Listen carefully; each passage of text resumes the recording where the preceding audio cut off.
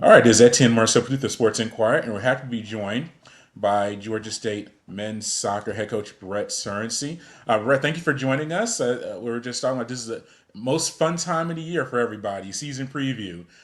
Your team's about to kick off in literally a few days here. Uh, just how was the offseason like overall for the Panthers and getting ready for this upcoming season?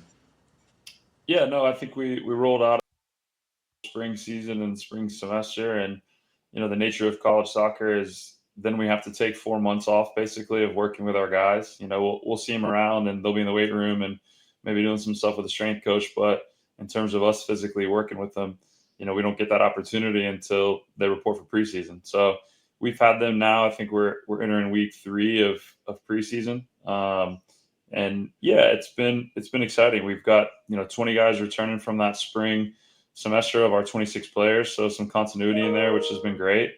And now, yeah, we're cruising towards the opener and hopefully a successful season. Yeah, and is this your 15th season officially coming into? I'm not sure. I have no idea. I know it's more than a decade because I was looking at. I think Yeah, you said 2010 was your first year. I think. Does that sound about correct. right? Yeah, Okay, that's so this. that part is definitely right. So yeah, I There guess we go. 15, 16, whatever it is. Yeah, whatever that number is. Yeah, just what about your development with the program and the growth of it from Panthersville to where it is now with the facility in Atlanta on MLK Drive? What about just the development and what you've seen from the program from when you first started to where you are now? Yeah, I think I was fortunate to come in, at a time where there was a lot of growth with the university and then the trickle down to the athletics department and ultimately men's soccer. Just it felt like every couple of years there's some sort of, transformation and again on a grander scale and then within our program as well too. And that's obviously now come to our facility and competing in a really elite conference as well too nationally. So yeah, no, I've just been fortunate to be in a position where there's been a lot of growth around me, and just trying to do our part to maximize the potential that we think is within this program.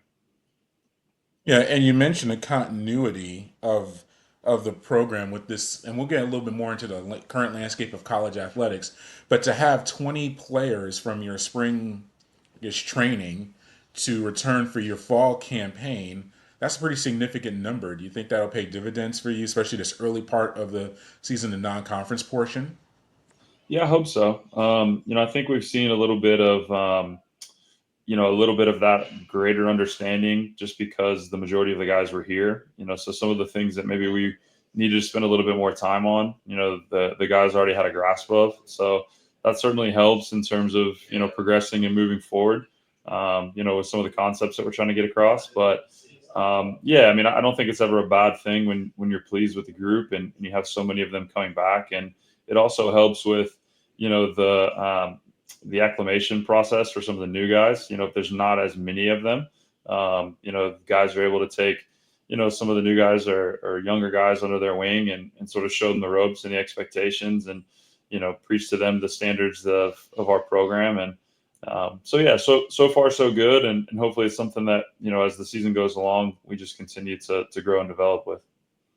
All right, once again, the Sports Choir here with Brett Surrency from Georgia State men's soccer. You do return Matthew Taylor, as forward for the team, had 4 goals last season. And so what about that forward unit and getting the goals from a guy like him and just some other players that you believe can step up and score some goals for the Panthers? Yeah, Matthew on his day is probably one of the most electric, athletic, powerful kids you'll come across. We always laugh because some of the things he does or the way he contorts his body at times is nothing short of amazing. So for us is trying to maximize him. He certainly is an incredible threat, and we've got some guys around him that I think can help facilitate and bring out some of his strengths as well too. Another striker, a new player for us, Samir Jeha has come in and some similarities in terms of athleticism and his work rate has been incredible. So I do think we've got a good blend of guys that have come in and we're here in the spring, but this might be their first fall with us. that can come in and bring some college experience and still learn and develop about what Georgia State is and ultimately about what the Sun Belt will be as well. Yeah, and then your midfielders, you have Gavin Williams, Braiden Hall, and a graduate student, uh, Tom Williams. Just what about that unit to combine to play a lot of significant minutes for you in that midfield? How's their development been, and how crucial will they be just in the overall transitional game for the Panthers? Yeah, I mean, I think you touched on it. There's some experience. There's no doubt about that. They've played in a lot of games, in particular when you start talking about Gavin and Tom. They've been around for a number of years. They've been a part of successful programs, and I do think and believe that their experience will be something as we start the season and then as we continue to go along within our schedule that will help out because as I mentioned we do have some new players, but we've got some guys with college experience, but not necessarily experience here. So there is some adjustments as you start playing games that are meaningful and ones that go against your record. That those guys have been here, they've traveled to some of the places that we're going to. So the level of expectation and knowledge early on in the season, I think will certainly be helpful for us. And when you start talking about guys like Gavin, Tom in particular, guys that almost become a bit of an extension of the leadership from the coaching staff, on the field, in the locker room, on the training field, and we'll certainly lean on those guys to provide some of that, as the season goes along, but in particular at the beginning. Yeah, absolutely. And once again, we're here with Brett Surrency from Georgia State men's soccer. What about the defensive unit, the back line? You have some returners there as well. And what about the goalkeeper position? Who have been some standouts, and who do you expect to be big contributors on that back line for you? Yeah, I mean, you start looking at two of the older guys for us. Tom Fillaudeau and Dylan Williams have come in and been very solid throughout preseason. So playing Dylan maybe in a little newer position that he's been accustomed to during his career. But, when you start looking at your back line, you start looking at some older players, you have a level of comfort with that. Me in particular, I love having experience back there. Diego Souza's done really well. He'll be a redshirt freshman for us. So he's come on and, maybe even exceeded some expectations. We've always been really high on him, but come in and had a great demeanor about himself and has performed really well. Some other guys battling some injuries in that back line as well too. That when they are healthy, we know that they can do some special things as well. The goalkeeper position will be a little different for us. We lost Josue Hangy, who was a 2-year starter for us. Lowan has come in, Jackson has come in as new players, Finn has returned as well. So it's been a competitive unit. Luke, our goalkeeper coach, has done a great job with them.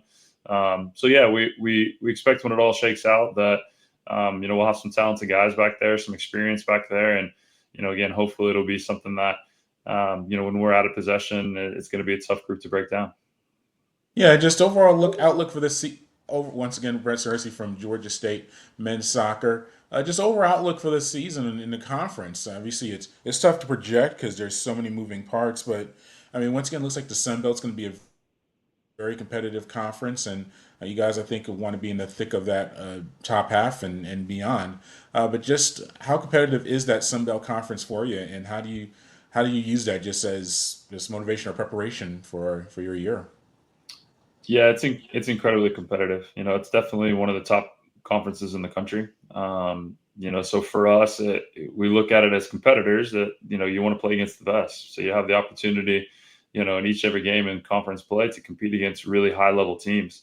That being said, there's no walk in the park games. You have to be, prepared for those games, and you have to have probably a little bit of luck in terms of health and things like that. But no, I think we're no different than probably anybody else in the country right now. Is you're cruising on to opening day, and everyone has high expectations, and there's nothing really to have a baseline until after that first game. So, the difference for us will be the details and the minute, smaller things to separate ourselves to ultimately win games. And, we're very optimistic and pleased with our group, but at the end of the day, we have to be able to prove that in games that matter. And, we're excited to have the chance to do so here pretty soon.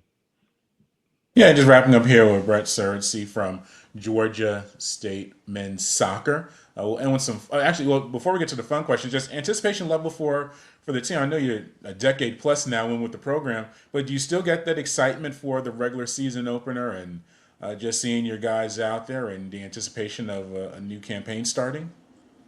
Yeah, always. We always talk about it sort of within the college soccer, business side of things is, you have 9 months of preparation for a 3 month season. So yeah, this is kind of what you live for. I still get really excited for it. I always start feeling it at the end of July, right before we report for preseason. This year that was on August 4th. Preseason hits, there's new players and there's, excitement and a fresh season. And, I think for us, you always look at it in phases. We're sort of coming to the end of preseason, and then you get into some non-conference play, and then you get pretty heavy with conference play. And then, hopefully you have a little bit of time in postseason play as well too. So yeah, the excitement is definitely there. I love to compete personally, and I know I'm fortunate to be surrounded by guys that like that as well too. So, um, I'm anxious at this point just because it feels like we've been waiting for a long time. Again, our last game was November, I believe, of 2024. That actually mattered. So when you think about it in that respect, that's a long time to wait to compete for wins and losses and records, so to speak. So it's been building, and thankfully we'll be able to release some of that excitement here really soon. Yeah, and just wrapping up here with Brett Surrency from Georgia State Men's Soccer. Some fun questions here to wrap up. Favorite stadium that you've been able to coach in over the years collegiately, besides your home, of course, at Georgia State? That's a good question. We went to the University of Washington a few years ago. I say a few years ago; it's probably been like 10 years. Who knows? Time flies. That was a really cool venue for us. Just something different, and maybe out of the mainstream. Actually, that same year we played at UNLV, so it was pretty cool to play there, and you could see the strip right behind the field, sort of the quote unquote skyline of the strip. That was pretty neat. So yeah, I mean, those two stand out for me as something that you don't always go west. Given some of the constraints of conference play and travel associated with it. So those are probably the first two that come to my mind. Oh, who was a favorite recruit that you were able to sign just from the process of it? Maybe traveled a long way, someone that was maybe lesser regarded and turned into a solid player. Who are one or two players that you really enjoyed that recruiting process and bringing them in? Man, there's a lot of choices there. We've had a lot of really good people come through the program. Michael Willow is probably one of the ones that stands out for us. He was a local kid and went to UCF and then came and played for us. Didn't really play at UCF, and he blossomed into being an MLS draft pick. And played for a few years professionally, and now he's in med school. So he's definitely one that you look at the total package of a high character kid, obviously a really good and talented soccer player, and then a guy that was really focused on his ambition to go into the medical field as well too. So he's definitely one that it comes top of mind when you think about that. Yeah, and also maybe who are one or two of the top players that you saw at the prep level? So we'll just say 18 and under that you've been able to see over the years. Maybe someone that turned into just an elite pro or was a really elite college player. Maybe one or two that you got to see at a very young age that's blossomed into an elite player. Yeah, I had I in a former era, I used to coach the Olympic development team in Georgia as well too. So I was able to work with a variety of younger kids when they were really young. And a couple of them came and played for us, but a couple of them went and did some, pretty good things as well too. My son's actually 10, so I was having this conversation with somebody the other day about it's going to be really neat to track these kids from a much younger age than I would typically look at, to see what they ultimately do. But yeah, I mean, gosh, I couldn't even name. I mean, there's just so many. I've done this for a really long time, so when you start talking about prep kids, that's all we recruit for the most part. Obviously, things have Yeah. evolved a little bit, and there's transfers, but we've had plenty of guys that have come in and done really well, and I don't even know that I could single out anybody without maybe offending other people.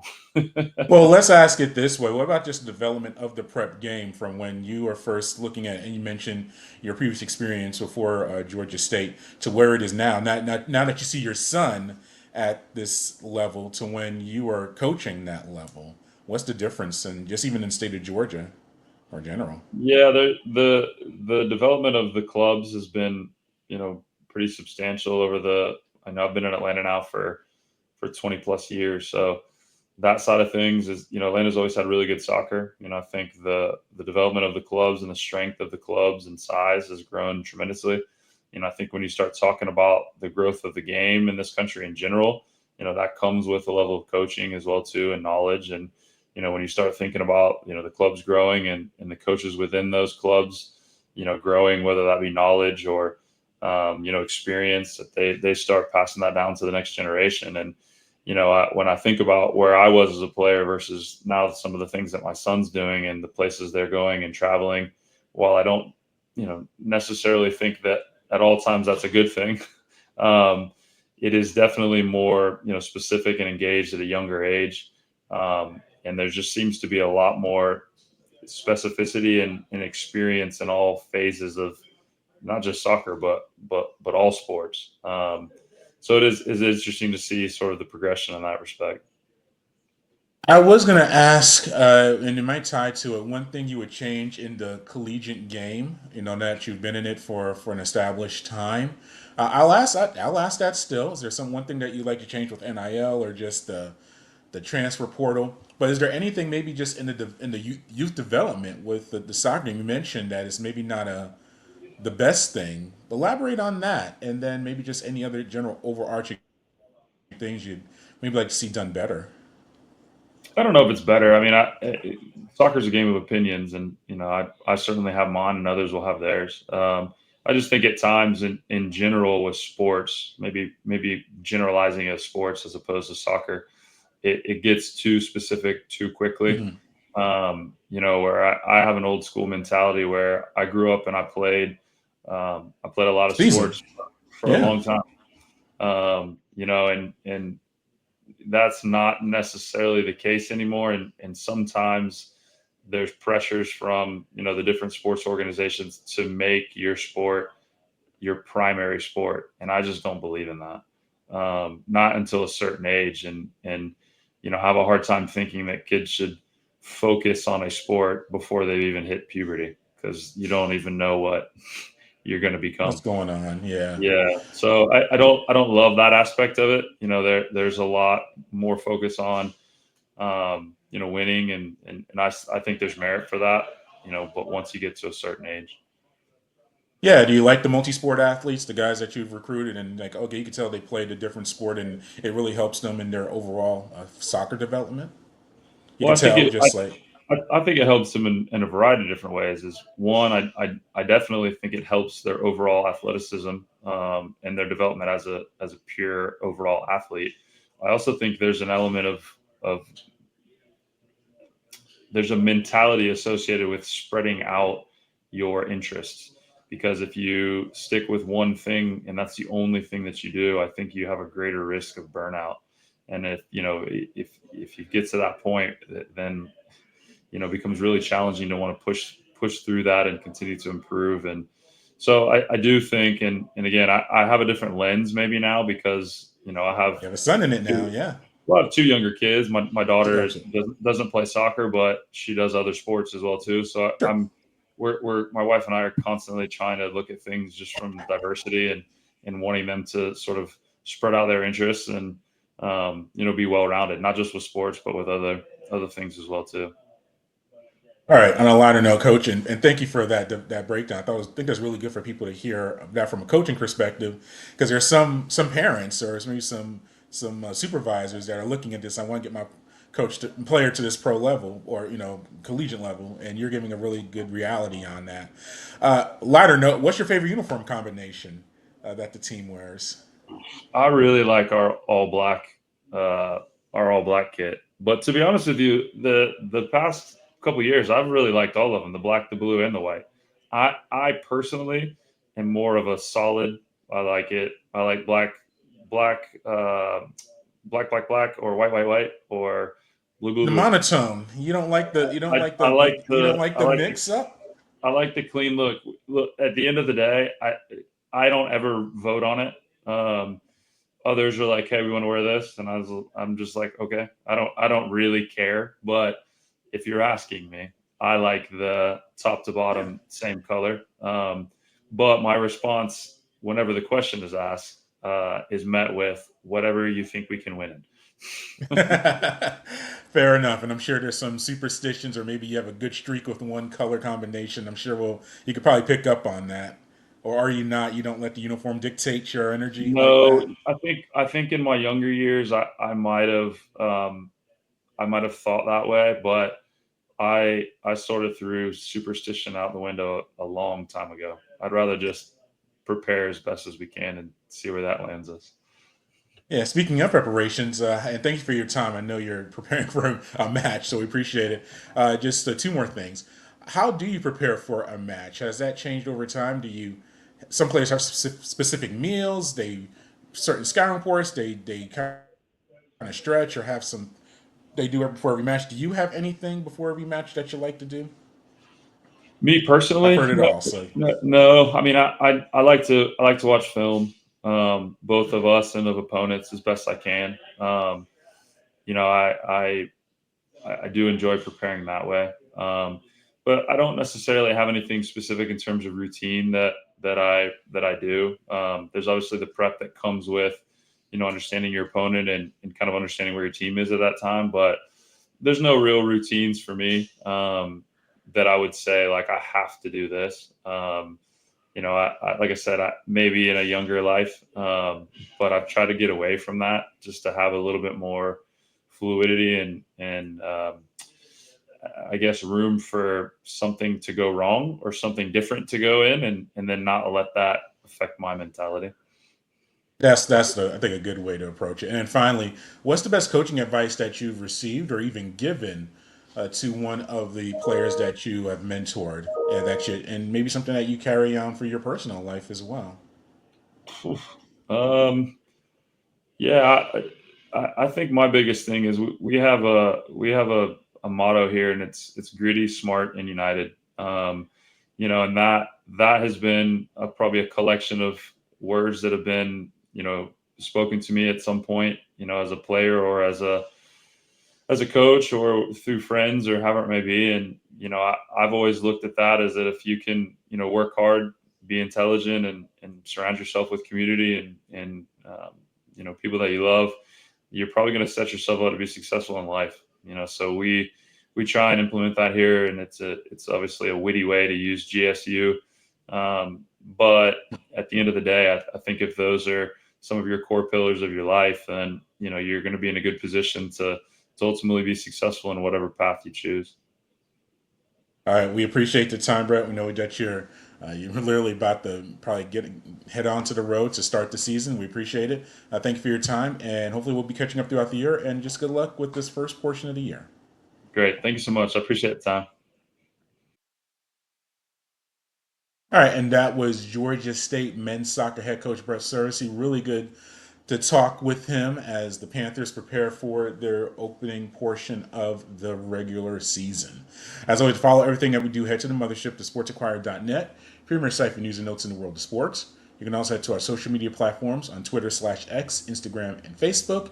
And make sure you like, share, and subscribe to our audio and video hosts, which include YouTube, SoundCloud, Spotify, and more. Until next time, good fight, good night, and be safe.